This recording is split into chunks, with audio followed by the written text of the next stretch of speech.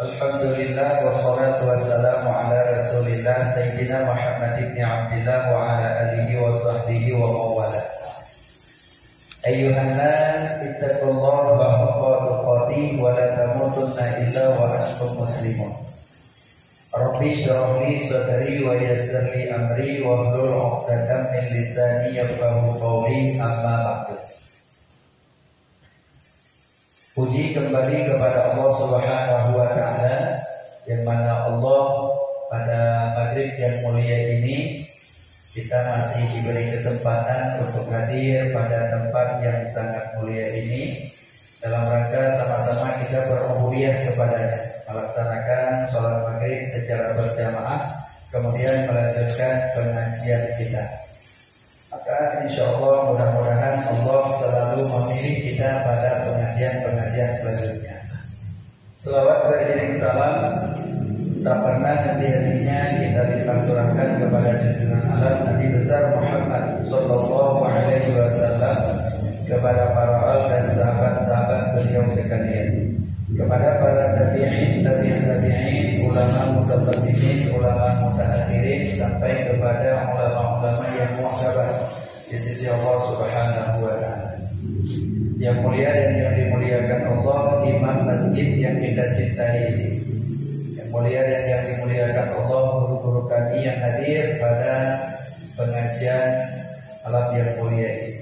Azim hormat kami kepada ketua DKM masjid, ketua yayasan beserta seluruh jajarannya. Istimewa penghormatan kami kepada seluruh para jamaah sidang majelis yang dimuliakan Allah Subhanahu wa Ta'ala. Insyaallah pembahasan perempuan iddah, perempuan yang haram dinikahi sudah selesai kita bahas. Maka malam ini kita mulai masuk pada pembahasan bab perniagaan. Bab niaga, ya, bab jual beli. Ya, berapa sih syarat-syarat? Ini perlu diabadikan, perlu disimpan ya.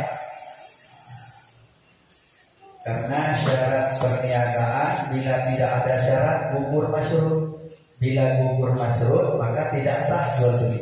Tidak sah jual beli kalau yang kita jual beli itu makanan yang kita makan, maka akan masuk ke dalam perut. Masuk ke dalam perut, uang halal, semua halal, tapi tidak sah jual beli, jadi haram. Perbuatan haram.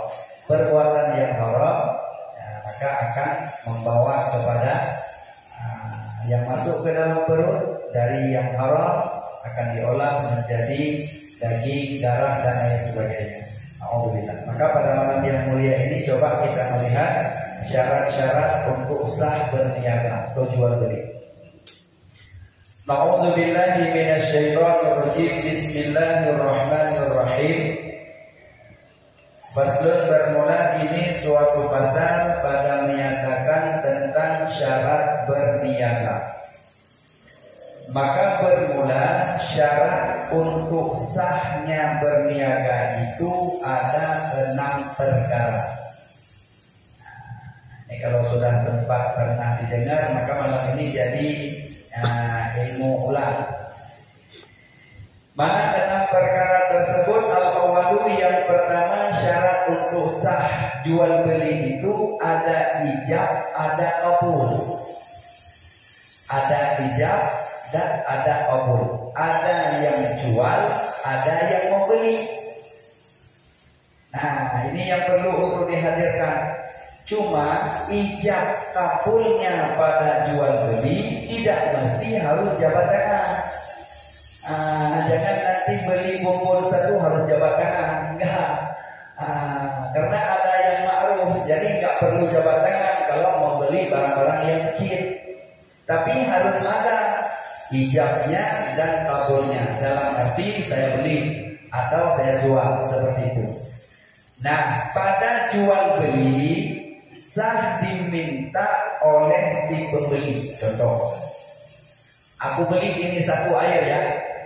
Ya, kata penjualnya. Karena kita yang minta sebagai pembeli, sah, tak ada masalah. Nah, ini penting untuk dipahami, ya. Perhatikan baik-baik.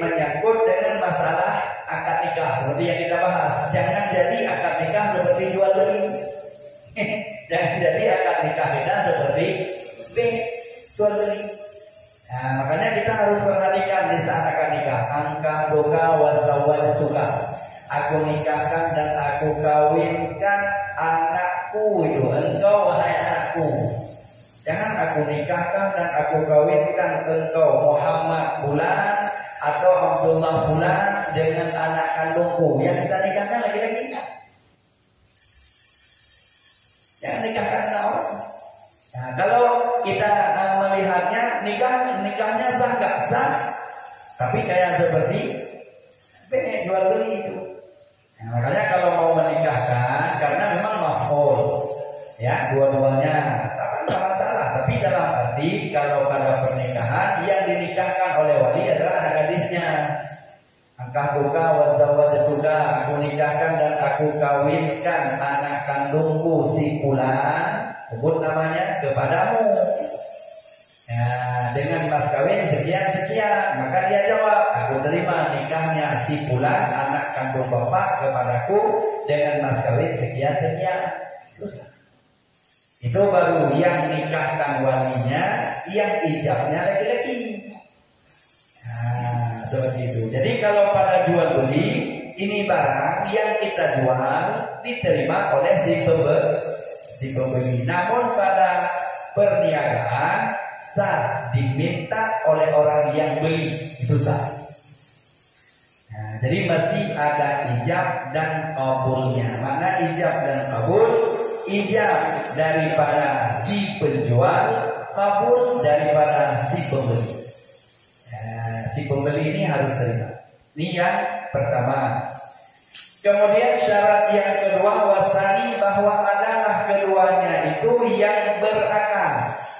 Yang jual beli tadi yang berakal itu syaratnya akil.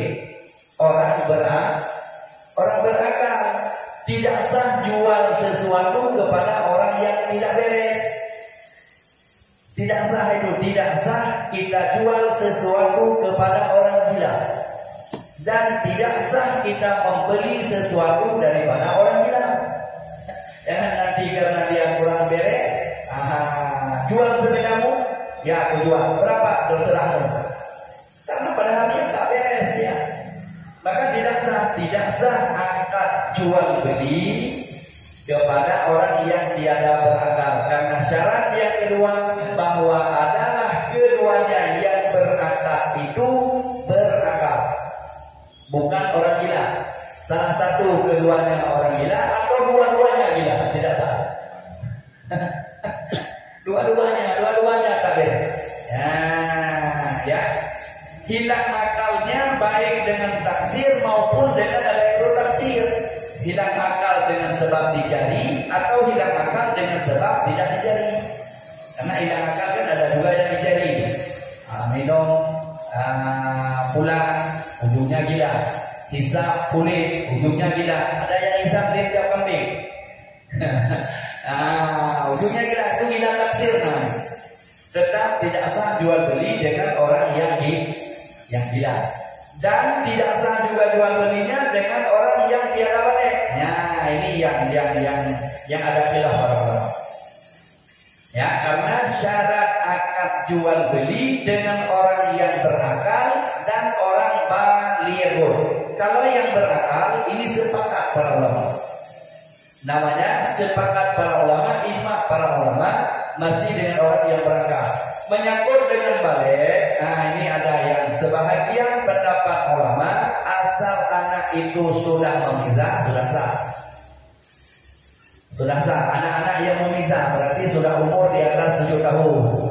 Nah, dia sudah sah sholatnya, dia sudah tahu, dia sudah ambil wudhunya, sudah benar sekalian. Nah, maka itu namanya anak yang sudah memizah. Maka sah jual beli dengan anak yang sudah memizah. Nah, ini atas kaul yang muhkamah. Dan wakilah pendapat tidak sah tetap. Mesti jual beli dengan anak yang tidak balik, tidak sah. Ini pendapat yang kedua. Ini pendapat sani, tiada sah akad jual beli dengan anak yang belum balik. Namun sah pendapat yang muhkamah jual beli dengan anak yang sudah memizah. Mana sudah memizah? Anak sudah umur di atas 7 tahun. Sudah sah sholatnya, sudah sah puasanya, dia sudah bisa makan sendiri, mandi sendiri, ya, cuci BO sendiri dan lain sebagainya, itu sudah meminta anaknya. Nah, maka ini sah kaul yang muhkamah, namun kaul sani tetap jadi syarat. Balik mesti jadi syarat. Kalau belum balik berarti belum sah jual beli. Jangan nanti kita suruh beli sama dia, beli telur sebentar sama anak yang belum balik. Nah, tidak sah kalau kita melihat pada pendapat sani. Nah, tapi kalau pada pendapat yang muhkamah sudah sah. Dan kadang-kadang ada anak ini umur 7 tahun kita suruh beli, umur 8 tahun, 7 tahun, kita suruh beli telur. Dia sambil lompat-lompat, telurnya jatuh di bawah 1, 2, 3. Sampai ke rumah kantong plastik kosong tinggal. Telurnya udah jatuh di jangan. Nah, seperti itu. Nah, maka jadi syarat yang kedua, jual beli mesti dengan orang yang berakal dan orang yang sudah balik. Nah, kalau pendapat yang muhkamah tidak mesti dia balik, tetapi asal dia sudah memisah maka sudah sah. Ini yang kedua. Kemudian wasanisu yang ketiga, ya, syarat jual belinya mempunyai ikhtiar. Ini ikhtiar ini, ya, jual belinya mesti kita termasuk langsung kita lihat barangnya, serah terima langsung di depan. Kita mau beli ini, berarti ini yang dibelinya. Makanya dalam mazhab Imam Syafi'i tidak sah jual beli online. Dalam mazhab kita Imam Syafi'i jual beli online tidak sah. Jadi bagaimana ini cerita banyak yang jual beli online? Bagaimana ceritanya ini? Nah, kita bisa berpegang kepada mazhab Imam Hanafi. Mazhab Imam Hanafi boleh sah jual beli walau tidak langsung di depan. Berarti misalnya tidak langsung, ya apa namanya, ya ikhtiarnya langsung di depan, serah terimanya nggak apa-apa. Sah jual beli tapi berlaku khiyar. Nah, kalau beliau berpendapat berlaku khiyar di situ. Kita pesan ini, bentuknya ini, modelnya ini, sesuai seperti yang kita pesan sampai maka sah. Tapi bila tidak sesuai, maka wajib khiyar di situ. Mana wajib khiyar? Kirim balik wajib diterima. Boleh pilih. Kalau misalnya si pembeli dia terima dengan senang hati, maka nggak apa-apa. Walau beda-beda tipis. Tapi kalau si pembeli ini tidak sesuai yang aku pesan, tipu-tipu kamu berarti. Ya, maka kirim balik itu wajib diterima. Namanya boleh pilih. Kirim balik atau terima dia.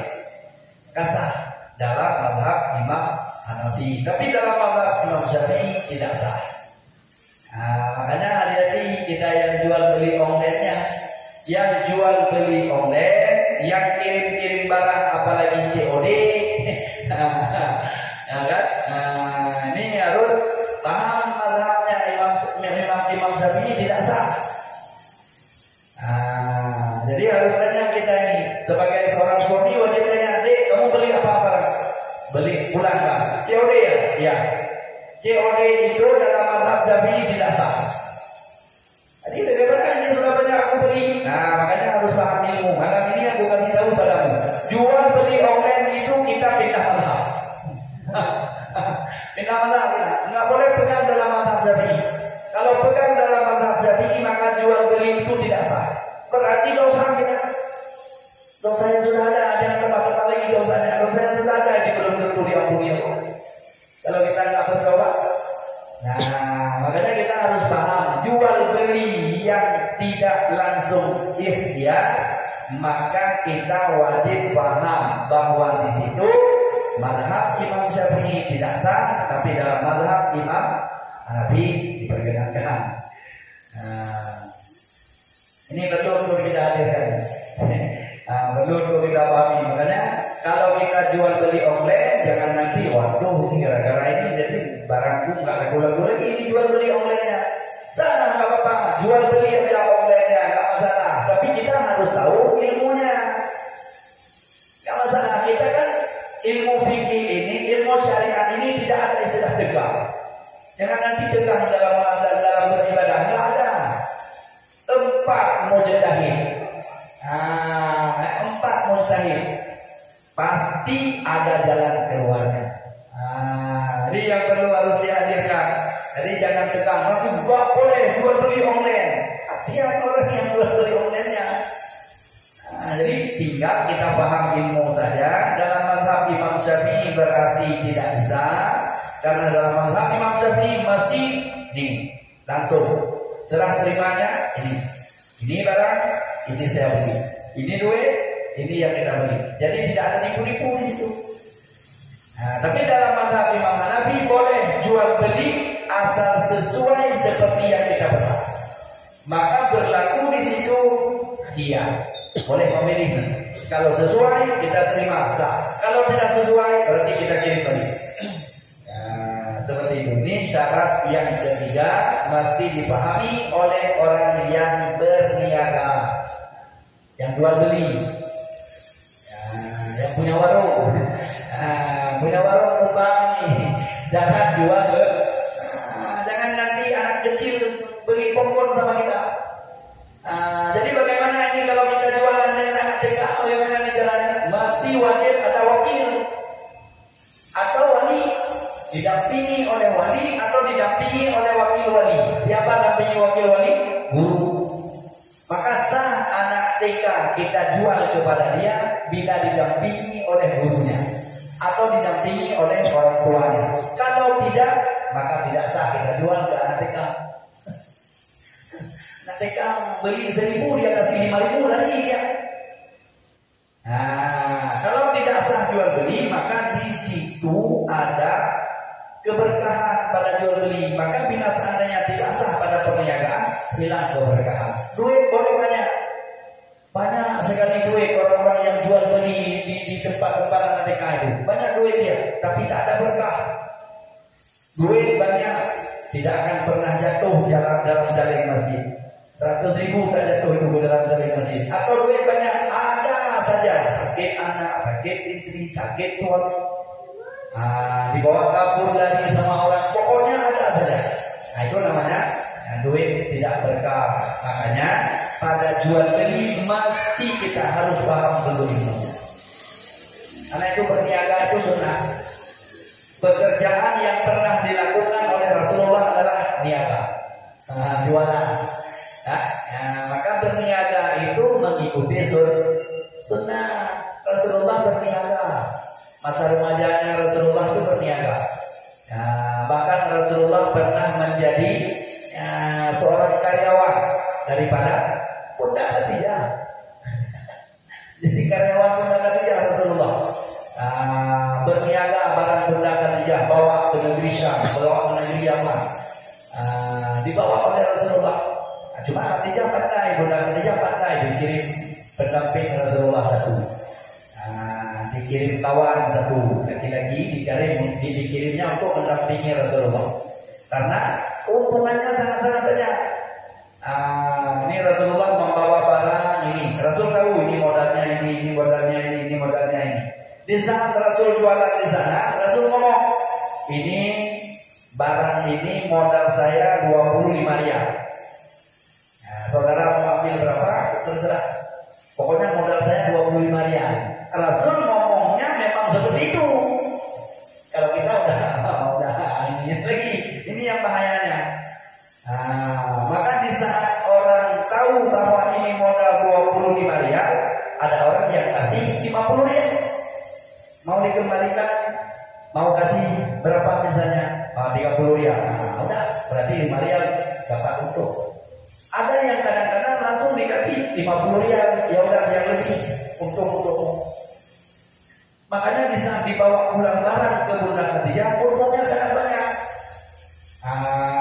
Jadi di saat itu kok kalah ini anak muda ini yang jualannya. Maka jatuh hatilah Bunda Khadijah kepada Rasulullah. Makanya kalau ada yang pergi ke Mekah sana, tolong ziarah ke Bunda Khadijah. Karena perempuan satu-satunya yang sangat besar jasanya kepada agama Islam adalah Bunda Khadijah. Coba bayangkan, kekayaan beliau itu 2/3 kekayaan kota Mekah milik dia. 2/3 kekayaan kota Mekah itu 2/3 kekayaan kota Mekah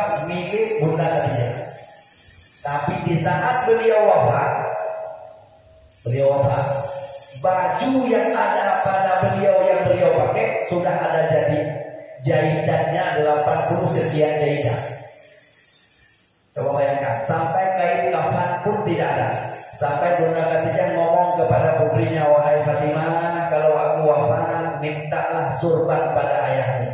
Mintalah surban ayahmu pakai untuk kain kafanku. Nah, maka di saat disampaikan oleh Fatimah, Rasulullah menangis. Ya, sebegitu hebatnya perjuanganmu, wahai Bunda Khadijah, cuma itu yang kamu minta dari aku. Malaikat Jibril saja menangis, coba bayangkan. Ya, hingga Rasulullah menerima langsung ya perintah Allah. Nah, kain kafan Bunda Khadijah itu langsung dikirim dari surga. Nah, makanya satu-satunya perempuan ya yang pertama memakai kain kafan dari surga adalah Bunda Khadijah. Nah, coba bayangkan, makanya penting untuk kita pahami. Kenapa lari ke Khadijah ini? Masalah niaga. Masalah niaga. Nah, karena Rasulullah termasuk seorang peniaga. Nah, jadi ini penting untuk kita pahami. Syaratnya yang ketiga. Kemudian warabimu syarat yang keempat, bahwa ada harta yang dijual itu suciinnya. Suciinnya. Jadi kalau ini bernajis, maka tidak sah kita jual beli. Tidak sah jual beli yang bernajis. Nah, maka tidak sah jual beli yang dihitung najis. Arak, tua, miras, minuman yang memabukkan, itu semuanya dihitung dalam Al-Quran najis. Maka tidak sah jual beli. Nah, makanya jangan nanti kita sebagai umat Islam mengaku beriman, jual belinya miras, jual belinya minuman memabukkan. Jadi tidak sah jual beli itu. Jual tidak sah, beli tidak sah. Nah, jadi pembisnis itu nantinya. Nah, kayak seperti pembuat tato. Umat Islam pembuat tatonya haram, yang buatnya pun haram. Yang suruh buat dosa, yang buat berdosa. Jangan jadi pembisnis tato. Masih banyak pekerjaan yang lain. Nah, jangan itu yang kita kerjakan, karena bila kita merasa memang beriman, merasa di dalam Islam, jangan lakukan yang tidak diridhai oleh syariat. Nah, kalau saya mau jualan yang muafakat dengan syariat, seperti itu. Nah, atau yang kita harus pahami, innya najis ini sangat banyak. Seperti contoh, kita pencinta bunga misalnya, kita beli tanah hitam. Itu tanah hitam itu tanah yang sudah dicampur dengan najis. Tahi sapi, tahi kambing, tahi ayam, itu najis, tidak sah jual beli.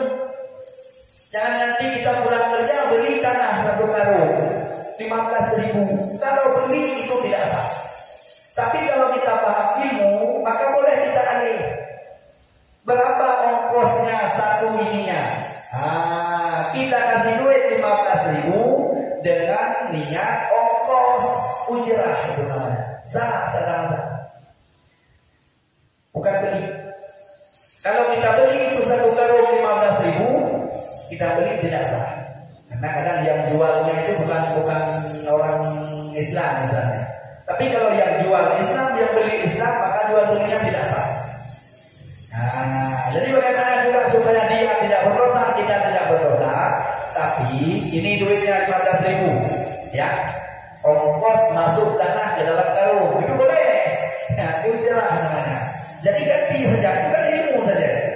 Tujuan sama, uang sama, tetapi bukan jual beli, tetapi itu ongkos atau ujrah. Kalau ujrah sah, ada masalah. Nah, ujrahnya, nah, kalau ujrah itu sah. Jadi tinggal alih saja, tinggal alih.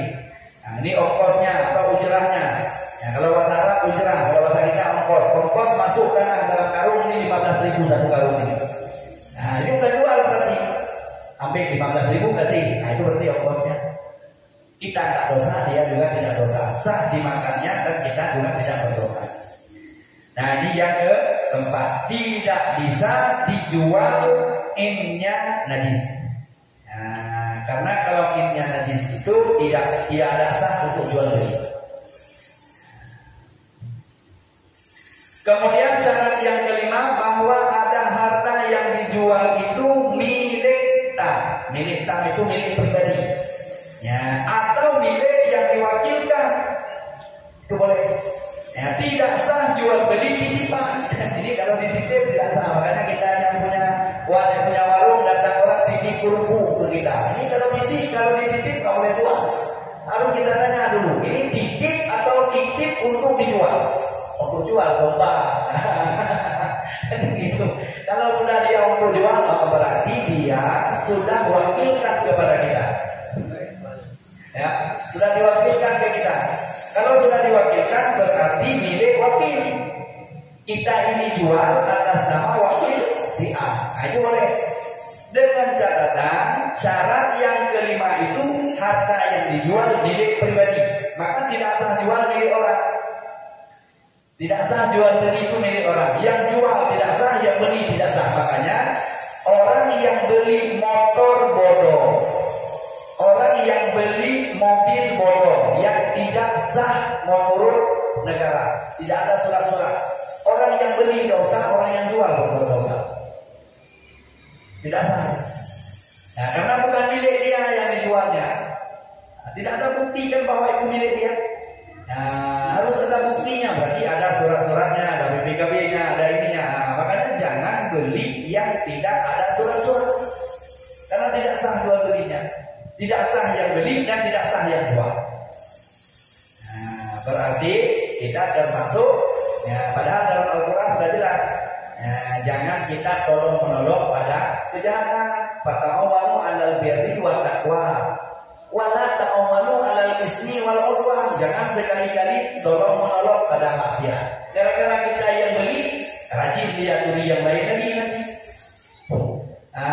Maka disebut kalau sekarang itu apa namanya? Penadah. Penadah lebih berat hukum penadah ketimbang pencuri. Kenapa? Karena ada penampungnya, makanya rajin orang mencuri.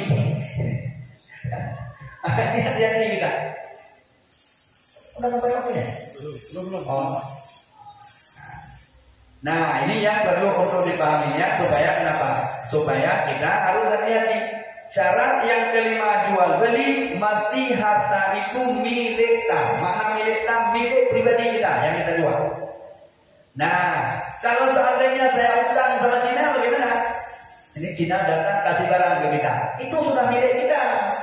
Cuma milik ini ada milik yang sudah kita bayar, ada milik dalam tanggungan. Cina kasih barang ke kita, oke, kasih barang ke kita, ini sudah milik kita. Cuma masalah kita utang dengan dia, namanya utang dalam dhimma.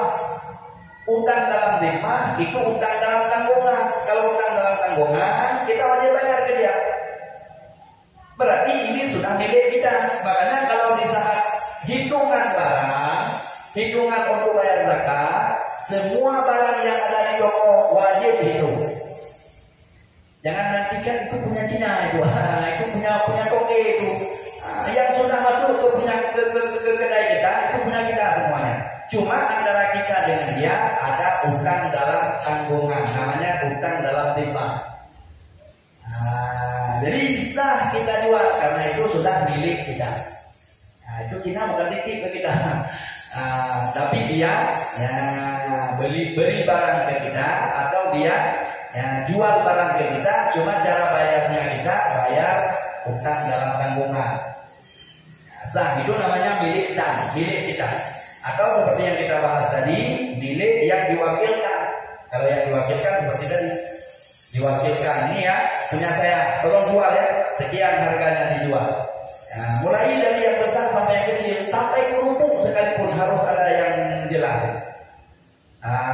Ini satu kerupuk 2.000 dijualnya, nanti kembalikan ke saya 1.800, 200 untungnya untukmu.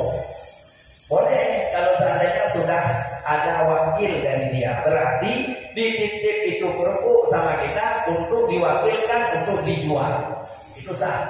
Tapi kalau titip saja nggak boleh.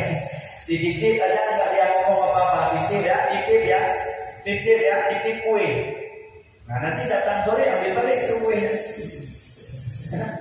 Itu titip. Tapi kalau titipnya untuk dijual, maka itu namanya milik wakil. Kita diwakilkan oleh si pemilik kue untuk jual. Kita diwakilkan oleh si pemilik kerupuk untuk jual, itu sah. Nah, jadi seperti itu. Mesti harus tanya di awal. Ya, jangan nanti tinggal gantung-gantung aja di situ, tidak jelas ini punya siapa, kapan diwakilkan. Nggak boleh jual. Nggak usah ya. Nanti harus ada akadnya, harus jelas. Yang kelima, yang terakhir, yang keenam, bahwa ada harta yang dijual itu tertentu. Nah ini yang dijualnya tertentu dan diketahui oleh keduanya. Nah, jelas dua-duanya harus tahu. Ini aqua ya, nah, ini pulang ya, harus tahu dua-duanya. Dan wajib jelas kalau dengan timbangan, wajib jelas timbangannya. Kalau ukuran, nah ini misalnya ada yang ukuran dengan timbangan seperti gula. Nah itu gula berapa kilo? 1 kilo, harus jelas itu 1 kilo. Kemudian wajib jelas ya dengan sukatan. Kalau itu benda dengan sukatan seperti beras misalnya, ada yang disukat, ada yang disukat dengan buah bambu kan? Kalau main sukatan berarti harus jelas dengan sukatan. Kalau mau main timbangan berarti harus jelas dengan timbangan. Kalau mau hitungan berarti harus jelas bilangannya. Kalau pokoknya yang kita beli itu mesti jelas bilangan, jelas hitungan, jelas timbangan. Maka tiada sah membeli buah yang di atas pohon dengan kod. Nih, di depan rumah saya banyak ini buah mangga. Datang agen, saya beli ya, itu buah mangga itu di atas pohon itu semuanya saya beli 500.000. Itu tidak sah. Karena belum tahu berapa kilonya, karena belum tahu itu berapa jumlah bijinya, maka tiada sah karena tidak jelas bilangan, tidak jelas hitungan. Nah, itu untuk rugi. Kalau rugi habis, atau kalau laba untung banyak. Makanya tiada sah jual beli yang tidak jelas bilangan, tidak jelas hitungan, atau tidak jelas timbangan. Tidak sah. Nanti jangan di depan rumah ada pohon mangga banyak kali, ya udahlah panggil agen aja, udah beli ya, beli sendiri, ininya sendiri, pokoknya di atas pohon itu saya jual 1 juta.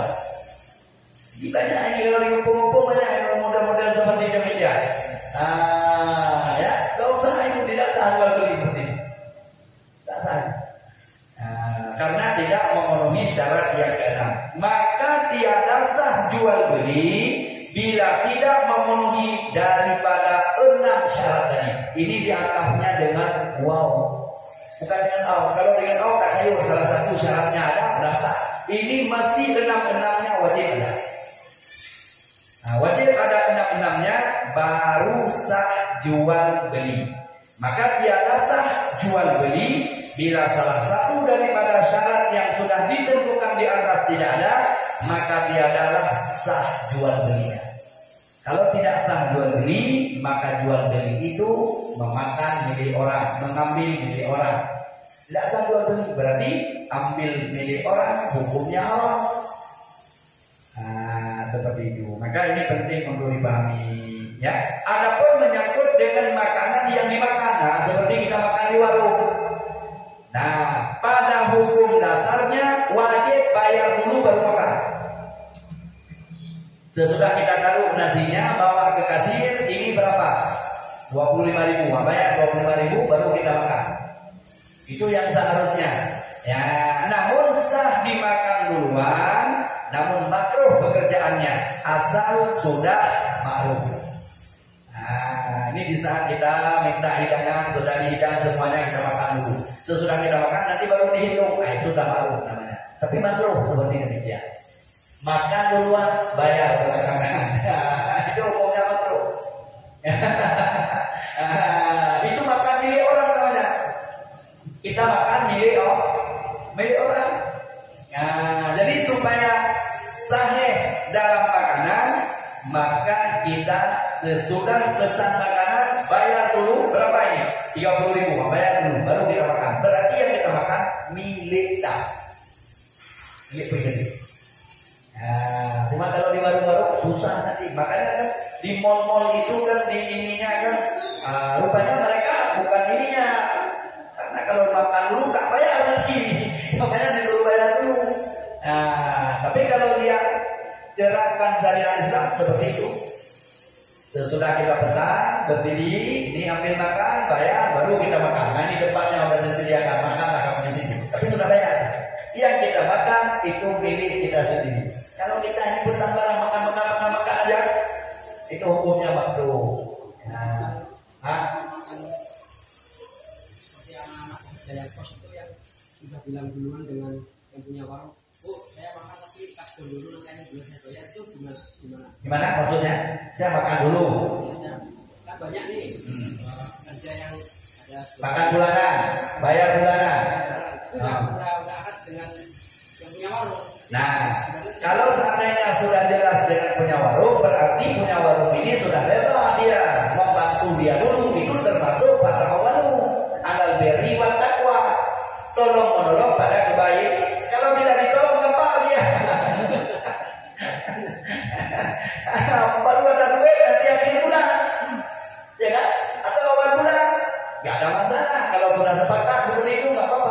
Kayak seperti kita makannya di warung itu kan tidak ada ininya, langsung ambil makan dulu, nanti baru dihitung bayar. Sah seperti demikian, tapi pekerjaannya makruh, karena itu sudah makruh. Ada berapa persen yang diambil keuntungan biar sah? Sah di penjualnya. Menyangkut dengan masalah persen keuntungannya itu, asal tidak mubalaghah maka itu tiada apa.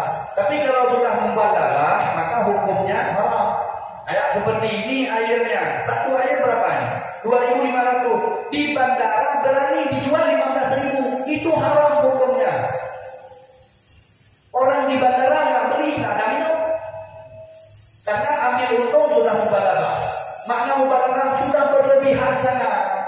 Tapi kalau misalnya di bandara mahal nih, modalnya seperti di luar 2.500, dijual 5.000. Nah, orang masih tidak apa-apa, tidak terselip dalam hatinya, waduh kok mahal kali, enggak. Tapi kalau sudah 15.000, itu sudah mubalaghah. Maka itu udah usaha, tiada berkah itu di situ. Makanya coba tengok yang jualan di bandara itu kaya enggak ada. Nggak ada yang kaya, ada banyak duit, tapi ada saja yang musibah, ada saja yang ininya. Kenapa? Karena tak ada berkah. Di mana saja, ini bukan bandara saja, di mana saja yang mengambil keuntungan mubalaghah itu namanya mencekik, zalim itu kepada saudaranya. Nah, tidak ada keberkahan di situ. Ini contoh kita kasih gambarannya, bukan di bandara saja. Nah, ini kenapa? Karena sering kita terjebak kalau di bandara. Di bandara ada yang pernah bawa duit 100.000, nggak berani kita minum kopi. Pernah kejadian pas duit di dalam kantongnya 150.000, minumlah kopi kami bertiga, bisa bayar 229 ribu. Waduh, minum kopi kok 209 ribu. Kopi apaan itu? Rupanya hitung itu rupanya kopi 60.000 satu. Kalau minum di morning bakery cuma baru 8.000 satu itu. Nah, seperti itu mubalaghah namanya. Tidak ada keberkahan. Nah, cuma di mana bandaranya nggak perlu sebut, karena kalau kita sebut itu nanti politisi pula nanti dilapor pula nanti ya. Nah, tapi yang intinya seperti itu. Tidak ada keberkahan kalau sudah mencekik orang. Itu namanya mencekik. Mencekik itu masuk sudah melampaui bahasa kita. Sudah melampaui sana. Ini 2.500 kok bisa jadi 15.000? Atau kan ada yang 20.000? Ini aja 20.000. Tidak ada namanya. Nah, ini yang perlu dipahami. Jadi jangan kita termasuk orang seperti yang demikian. Oh, kalau di situ memang ini, jangan jualan di situ. Kan masih banyak tempat lain untuk kita jualan. Nah, seperti itu supaya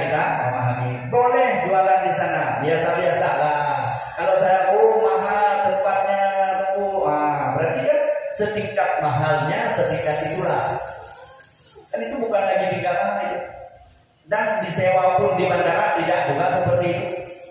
Tidak juga sampai tingkat mahal-mahal sana enggak. Paling kalau di tempat lain 1 juta per bulan, di sana misalnya sekitar 2 juta per bulan. Seperti itu, 1:2. Kalau 1:2 berarti 2.500, jadi 5.000 kan gitu.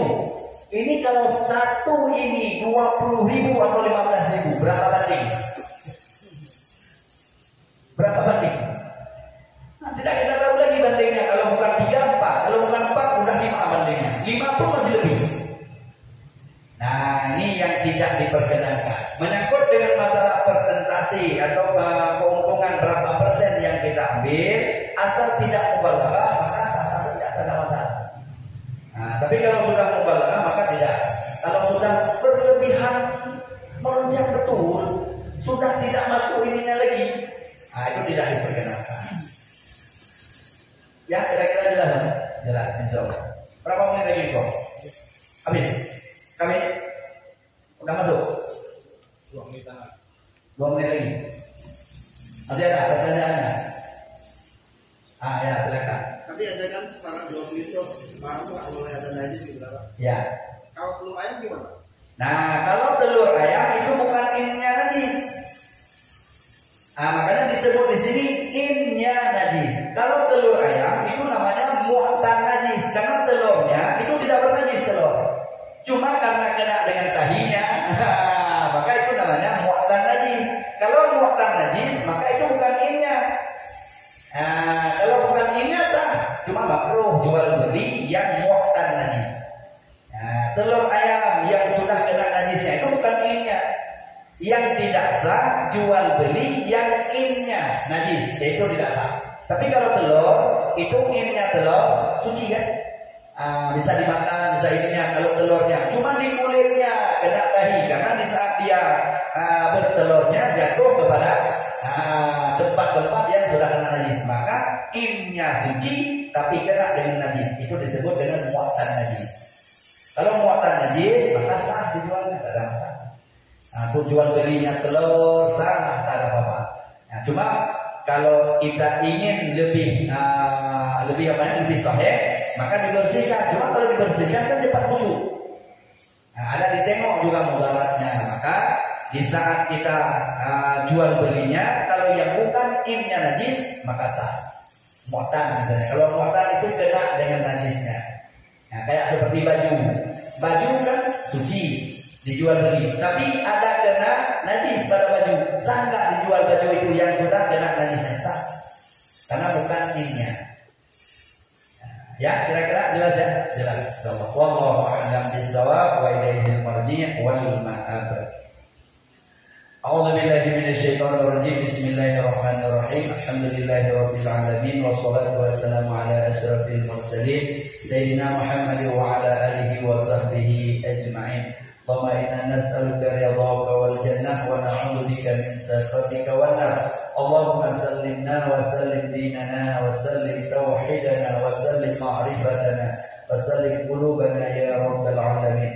Allahumma na'ala dhikrika wa syukrika wa husni ibadatik. Allahumma inna as'aluka ilman nafi'a wa amalan salihan mutaqabbalan wa rizqan halalan thayyiban birahmatika ya arhamar rahimin. Rabbana atina fid dunya hasanah wa fil akhirati hasanah wa qina adzabannar. Sallallahu ala sayyidina Muhammad wa ala alihi wa sahbihi ajma'in. Subhana rabbika rabbil izzati amma yasifun. Assalamun alal mursalin walhamdulillahi rabbil alamin. Taqabbalallahu minna wa minkum taqabbal ya karim. Ini saja yang bisa kami hadirkan. Terima kasih perhatian. Mohon maaf segala kekurangan. Assalamualaikum warahmatullahi wabarakatuh.